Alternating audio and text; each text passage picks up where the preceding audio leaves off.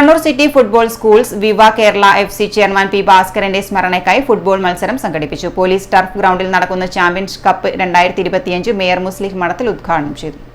Kannur city സ്പോർട്സിന്റെ ബന്ധപ്പെട്ട് നടത്തുന്ന ഈ ടൂർണമെന്റ് അതിൻ്റെതായ പ്രാധാന്യം എന്നുള്ളതാണ്. വർത്തമാന കാലത്ത് നമ്മുടെ വിദ്യാർത്ഥികൾ, അതിൻ്റെ യുവാക്കൾ തുടങ്ങിയ എല്ലാവരും ലഹരിയുടെ പിറകെ പോകുമ്പോൾ അത്തരം വിപത്തുകളിൽ നിന്ന്, സമൂഹത്തെ കാരണം നിന്ന്, അത്തരം ക്യാൻസറുകളിൽ നിന്ന് ഇവരുടെ ചിന്തകളെ മാറ്റി നിർത്താൻ അത്യാവശ്യം ആയിട്ടുള്ളത് കളിക്കളം തന്നെയാണ്.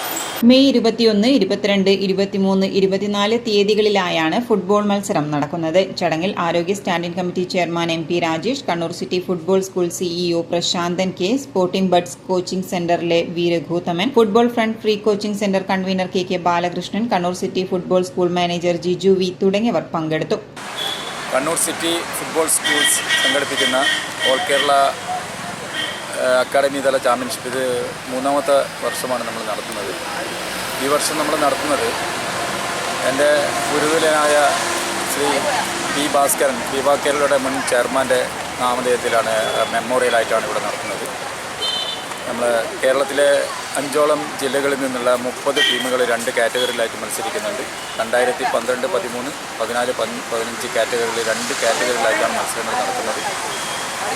നല്ല ഒരുപാട് കുട്ടികളെ മത്സരങ്ങൾ ഇപ്പം നടന്നുകൊണ്ടിരിക്കുന്നുണ്ട്.